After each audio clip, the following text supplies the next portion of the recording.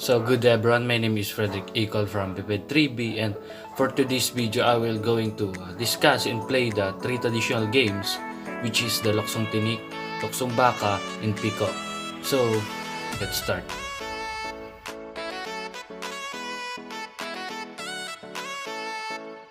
Luksong Baka.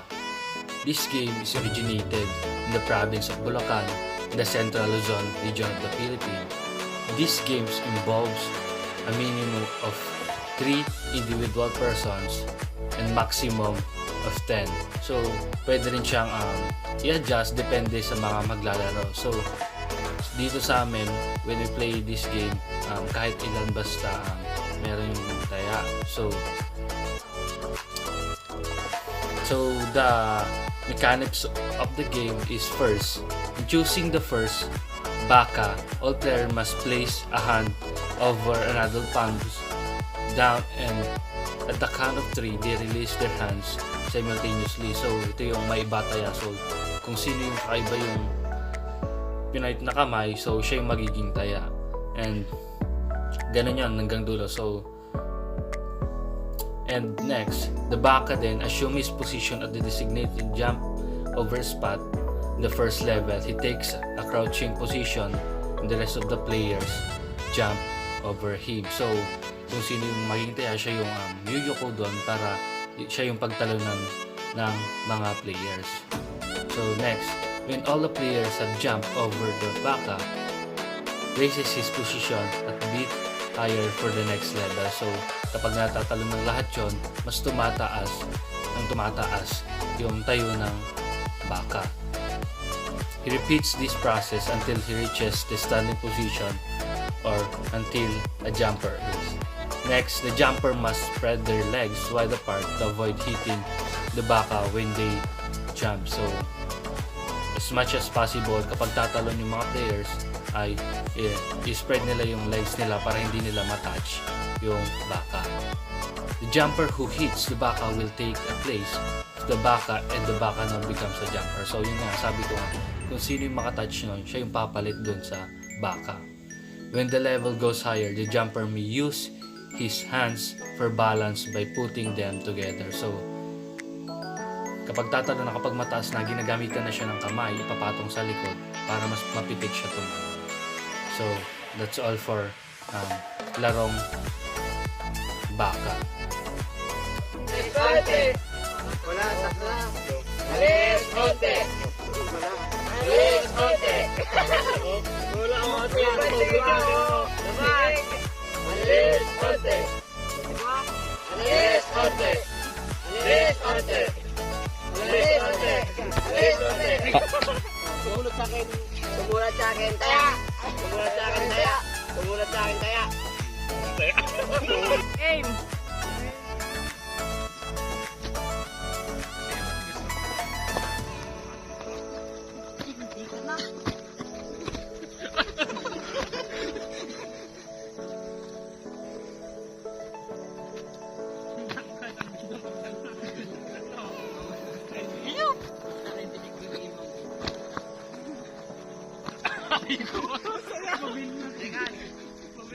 Nakaw!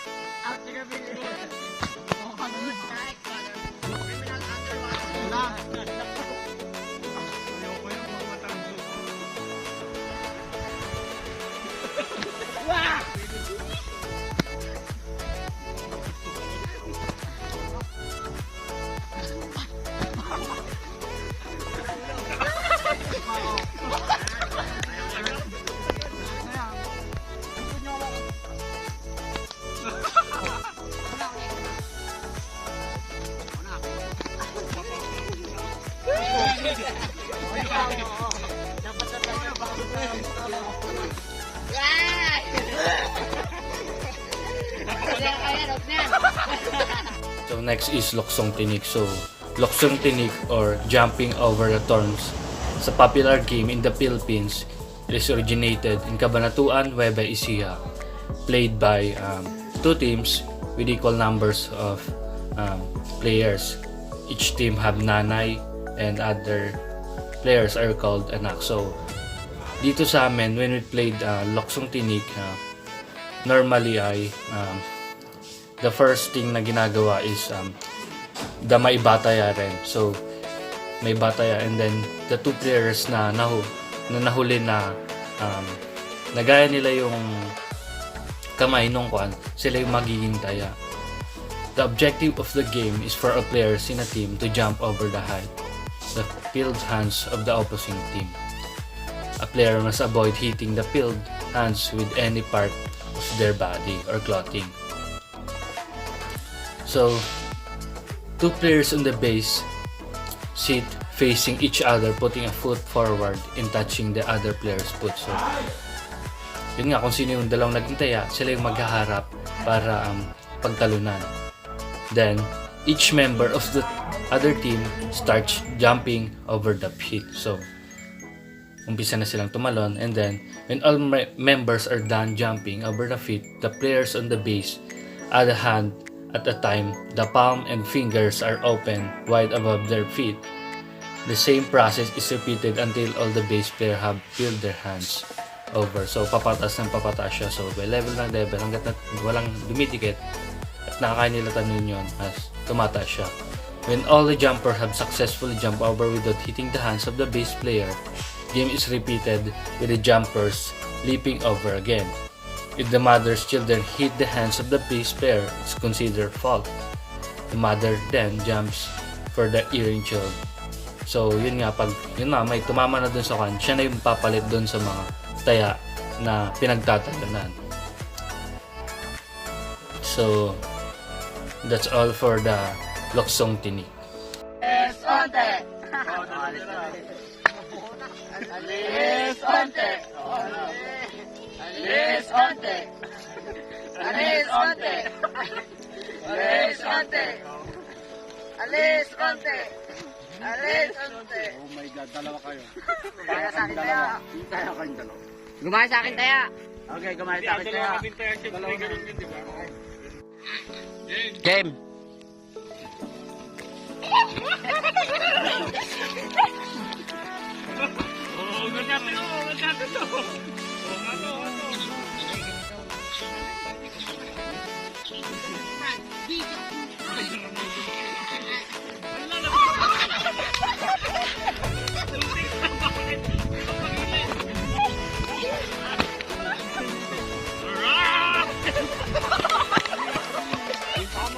So, next is the game Piko. So, Piko is really a famous game here in the Philippines, and it requires a lot of jumping skills. So, growing up, many of us have played Piko.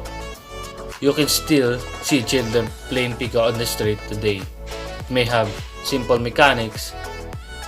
It is still a fun game to play. So, playing Piko is very simple. All you need to have is marker, usually chalk or charcoal or anything that can be used to draw lines in the ground. So, kailangan din natin dito ng mga pamato. Usually, it's a stone or barya, yung mga barya, and anything na pwedeng gamitin. So, the mechanics of the game is first, you need to throw that stone on the marked area. Try to aim for the number. So, ginagawa natin yon para kung sino yung mauunang magta-try na maglaro sa ating Piko. So, yun. The first player will throw the stone at the first box, then he will jump across the area without stepping in the first box. So, una doon gagawin, yun nga, mag-step siya sa yung unang stage. Lalagay mo yung bato mo doon, and then lalampasan mo siya hanggang makabalik ka and kukanin mo siya. Before he returns, he should pick up his stone, still without jumping over the box. In the next player's turn, he will only do what the first player did. So, tuloy-tuloy lang siya. After all players get to turn, the first player will now throw his stone on the second box. Repeat the procedure. Now, not stepping on the second box. So yun nga, tuloy-tuloy siya. Pag nalampasan mo na yung unang stage, lipat ka na sa susunod na stage. Ganun lang siya hanggang matapos. If a player steps on the line, they stop and let the next player try. They have to wait until their next turn to try again. So yun nga, kapag nakatapak ka sa guide, kapag third mo na, it's a fault. So yung kasunod mo na yung maglalaro. Ganun lang din, pag na-out siya, ikaw na ulit.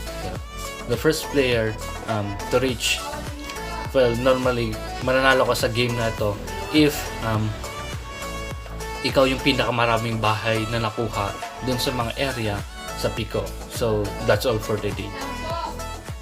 So, my name is Frederick Equal from Activate 3B and ngayon ay maglalaro tayo ng Piko. So, yung unang gagawin natin ay meron tayong pamato na bato and ihagis lang natin siya dun sa duhen. So, gawin natin.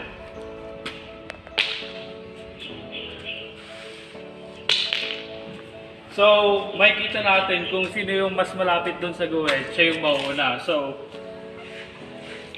kunwari ako yung nauna, ako yung mas malapit. So, ang unang gagawin ko ay number 1, so ilalagay natin siya dyan. Tapos, tuloy-tuloy natin siya paikot. Ganoon lang hanggang matapos hanggang sa dulo. So, pag natapos natin siya paikot, so, meron tayong natawag na